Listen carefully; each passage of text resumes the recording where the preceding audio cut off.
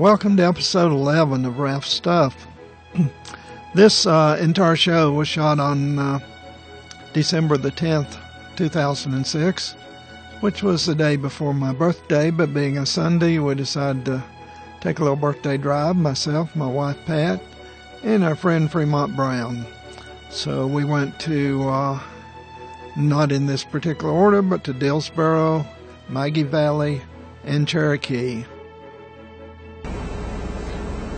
Hello, I'm Ralph Roberts, and today, for the episode that we're showing tonight, we took a trip to Cherokee and Maggie Valley, and we're now in Dillsboro, which is highly decorated for Christmas.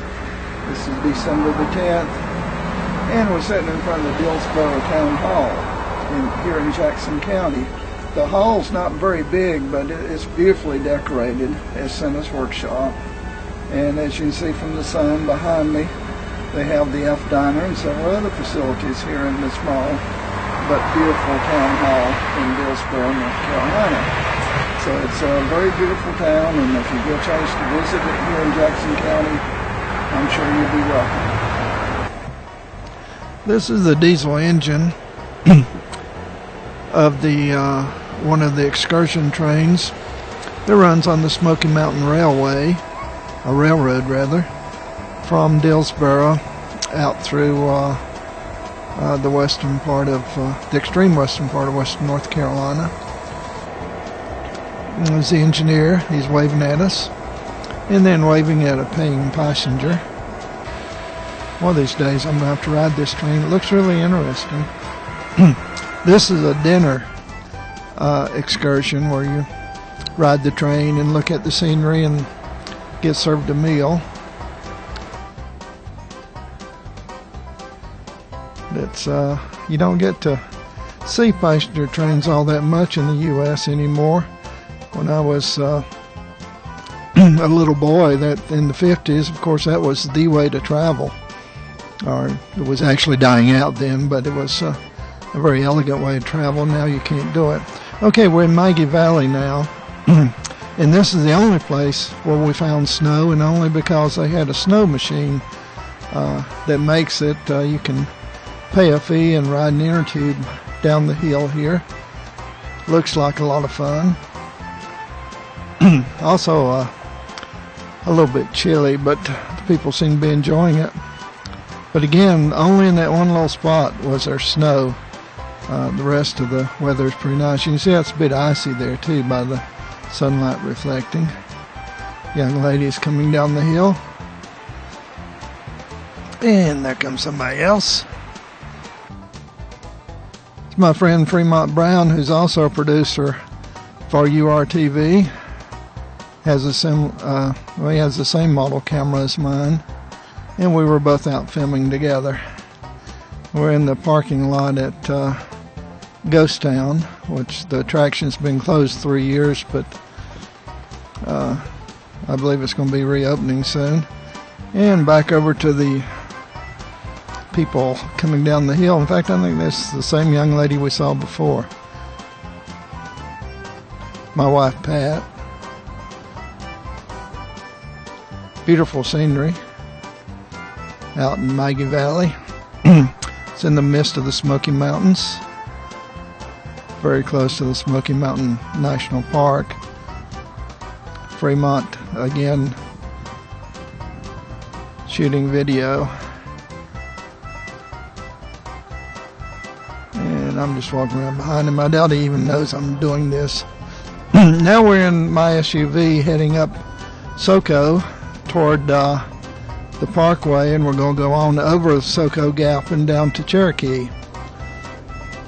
Now I'll have to tell you, you notice it's a little bit hard to see out the front windshield. I keep learning things. One thing is not to leave this on automatic, but rather to set it so that the be picking up light from outside. The other is to use a polarizing lens to reduce the reflection on the front windshield, or the glare on the front windshield, so you can see out better. But still, it was interesting enough to where I decided to go ahead and show it. Fremont Brown is sitting on the right, and my wife Pat sitting on the left behind me, so she's not in the picture. Fremont has his camera set up, and he's shooting out the window, and because he's so close to the front windshield compared to my camera, he got much better results than I did.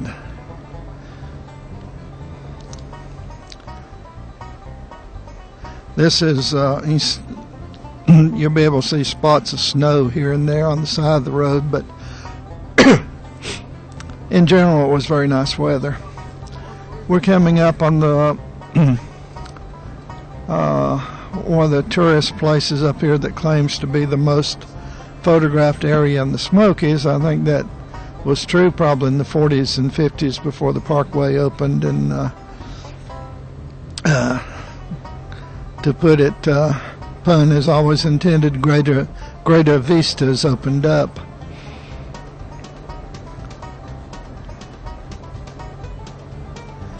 We're making good progress, though. It's actually a reasonably short drive from Maggie Valley over to Cherokee, and we're approaching the top. Shouldn't be very long now until we go under the Parkway, Blue Ridge Parkway, and continue on down into Cherokee. Once we cross the under the Parkway, we'll be entering the Cherokee Indian Reservation. The Cherokee Reservation, of course, is like, I think, something over 150 other reservations in the United States. They're actually sovereign nations, although the United States handles the now we're going down into the Cherokee Reservation, although the United States handles its foreign rights, and according to a number of my friends who are Cherokee, far too many of its internal affairs, that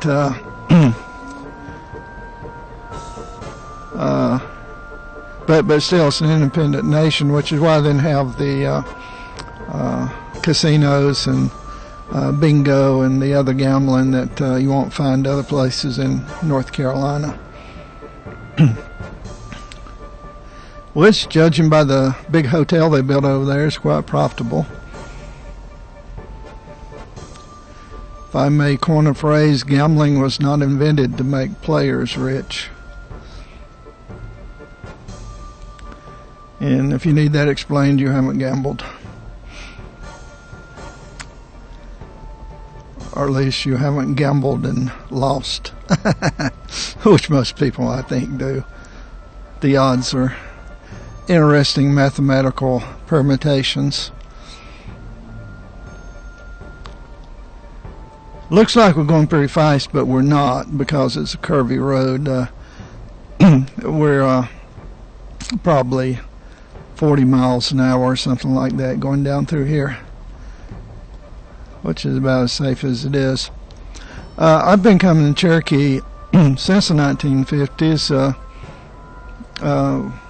We have relatives on the reservation, like most natives of western North Carolina. My family has Cherokee blood, so not enough, unfortunately, to get on the tribal rolls and get a cut of that casino money, but we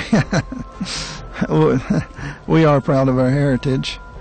But what surprised me, as I've been to get back to the point I was making, I've been coming over here regularly for some 50 years now, and only within the last 3 or 4 years I've noticed they've started building condos on the ridge lines, or at least houses on the ridge line, just like everywhere else in western North Carolina. So it's starting to this mountain feistness is starting to become a lot more developed than it was for many years. The Cherokees who formed this reservation, or were put on the reservation to describe it more accurately, are the ones who refused to be moved in the 1840s, and so I believe it was 1840s. The United States government decided to move the Cherokees and other tribes from the east to Oklahoma. And of course the Cherokees had vast holdings of land in what's now Georgia and South Carolina and North Carolina and Tennessee, and essentially they lost all that. And most of the Cherokee tribe was moved to Oklahoma, except for a few hardy Cherokees who refused to be moved and hid out in the mountains up here and simply couldn't be dislodged, so they were given the reservation. And they're finally having their revenge, my kinfolk, by scalping all the tourists that come into the casino. I shouldn't say that, but I did. So, it's the way it goes. The casino is enjoyable, though. It's interesting to go and observe people that sitting in front of the machines and everything. And I'm not saying that we didn't do that either. So it's certainly an attractive way to move your money from your pocket into the machines. Sometimes you get a little bit back. But we're making pretty good progress down the mountain now. It's not a bad drive. In fact, it's enjoyable, and it's certainly a lot more interesting scenery-wise than just going along on some flat 2-lane road. My new SUV here, which I haven't had but about 3 weeks or so, I think, has an interesting feature in that it has both automatic and manual transmission. So I eventually thought to put in manual. You can see I'm doing some shifting right now, and dropped the gear down some, and I didn't have to ride the brake all the way down. So it's that's the way you should drive in the mountains. Don't use up your brakes. You may actually need them later on. When I was young, and to a lesser extent today, those of us who were natives of the area used to have many jokes about what we call Florida people who brought their big Cadillacs up here and rode the brakes all the way down the mountain, because it was certainly different from driving than around, say, Ocala or somewhere like that, I suppose. But the roads are much better now, and people tend to drive a little faster on them. Not always safely, but at least on this trip, and this is on a Sunday, we didn't see the long lines of traffic I've seen in the past creeping along because someone way down the line was afraid to go that normal speed on the road. But we're making tracks here and doing well. And you can see better out the side windows than you can the front. And again, that's because I don't have the camera set right. It's it's getting its light settings from the light inside the car, which is incorrect. I should have set it to get its light from outside and let us be more in the dark, and that would be good. However, and again, I decided this would be cool enough to show, and it is rather interesting, especially for me to be seeing myself from behind and how I drive. Quit playing with the gear shift, Ralph, and look at the road.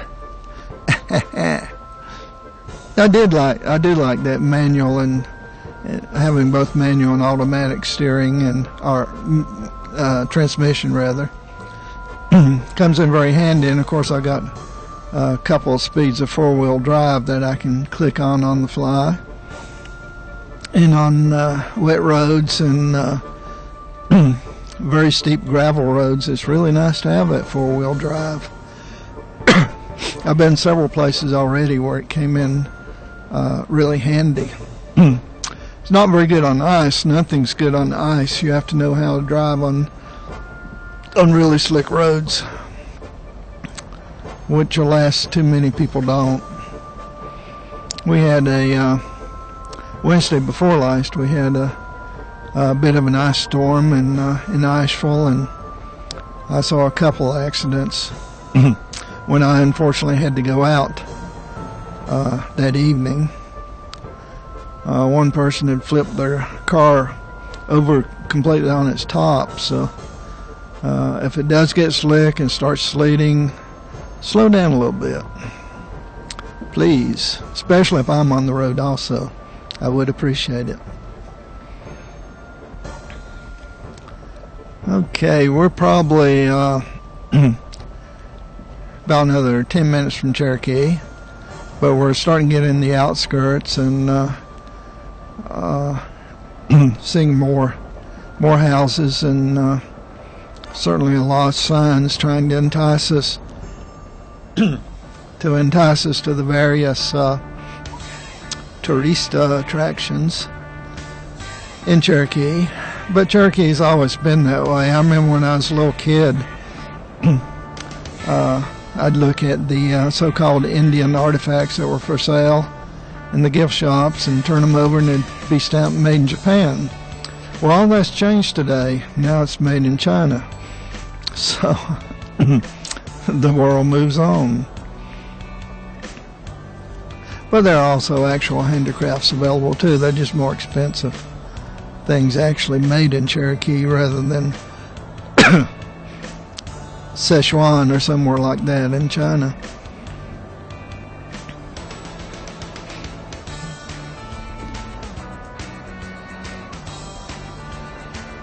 Yep.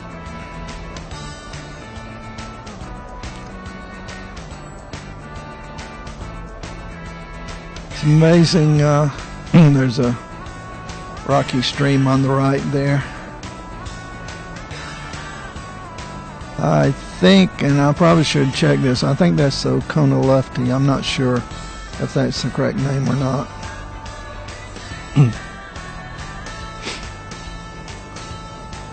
Yeah, we're passing camping and RV park that's just on the outskirts of Cherokee. The casino, which is the biggest business now by far in run by Harrah's in Cherokee, is actually not in the same county as Cherokee itself. It's still in Jackson County, which is what we're in here right on the road. Cherokee itself, the town of Cherokee, is over a little gap from where the casino and the rest is in Swain County. And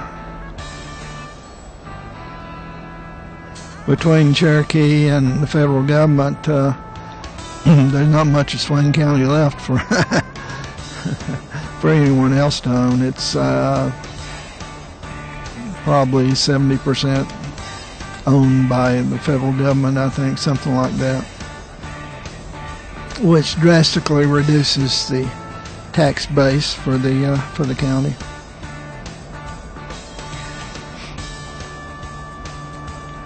Yes, we're getting close now.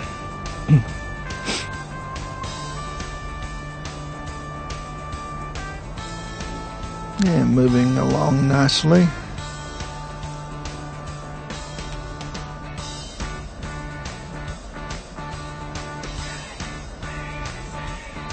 And I would comment some more on these various attractions, but being public access TV, we can't do any advertising, even inadvertently, so I try not to.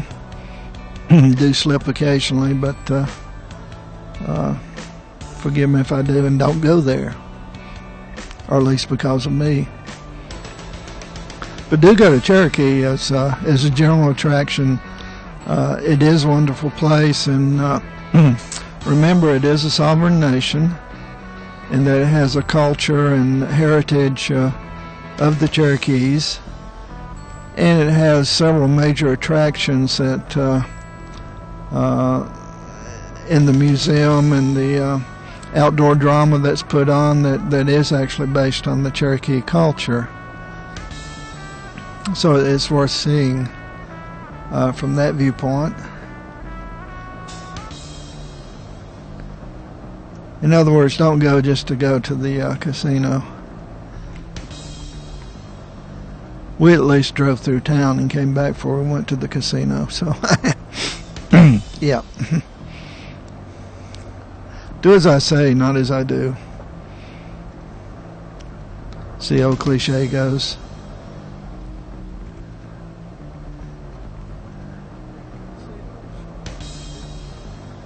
Okay, we've still got just a very little way to go.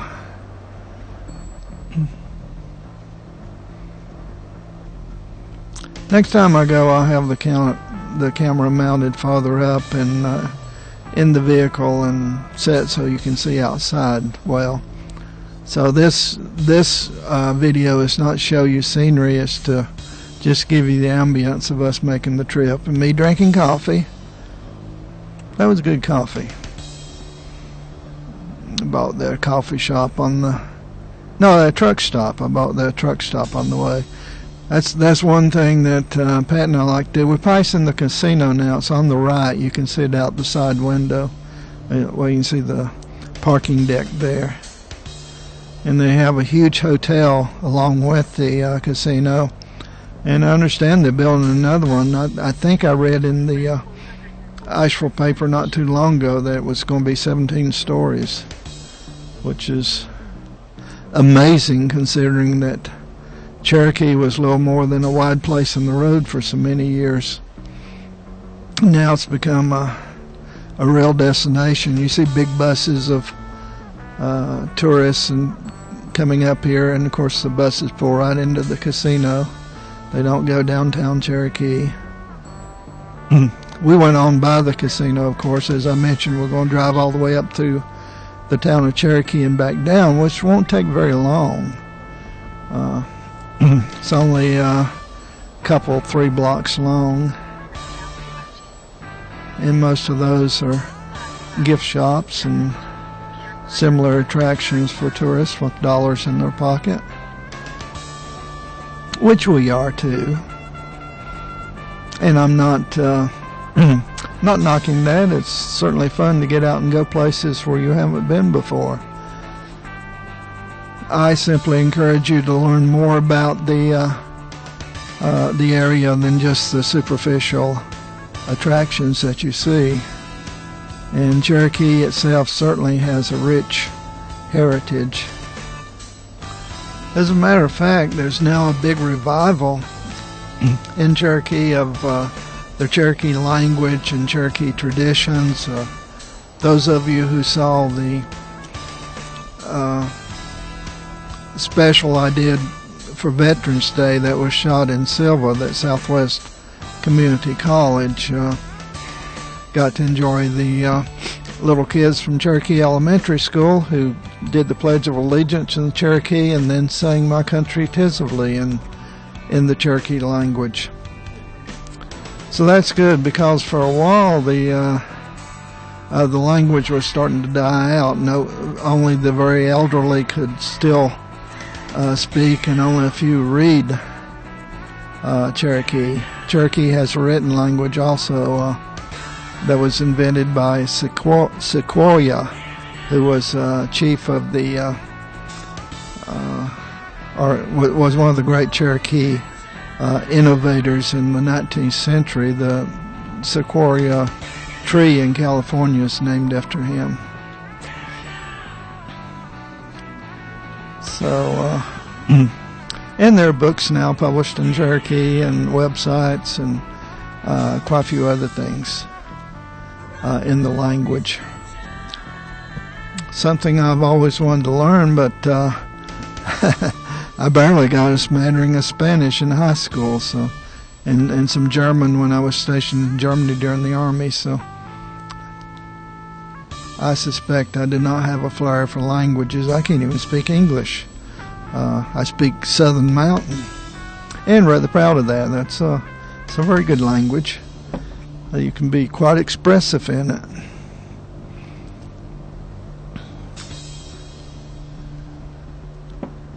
The river again on our right, and we're passing the offices of the Bureau of Indian Affairs right now. BIA. It's a federal agency that interfaces with the Cherokee tribe here. Back in the 70s, I sold office equipment for a living, and this was my territory, and I used to sell quite a few things to the Bureau of Indian Affairs, federal government, your tax money at work. And I like getting your tax money whenever possible. Just the businesses I'm in today, I don't sell to the federal government, so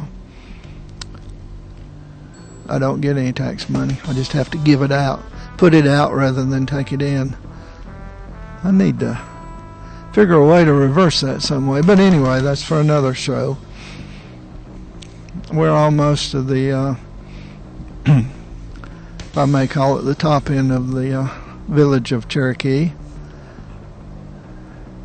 If we were to keep going on this road, this is 441, we will go up over Newfound Gap and down into the Gatlinburg, Tennessee area, which is actually very close to here. I think it's 20 or 30 miles or something like that. It's not very far over into Tennessee. However, that was not on the agenda for today. So I'm at about this time, I'm starting to look for a place to turn around. And I found it in a motel parking lot just up here a bit. So I hope you've enjoyed riding along with us and that your visit Cherokee is well worth the trip. Thanks a lot, and we'll see you in the next show.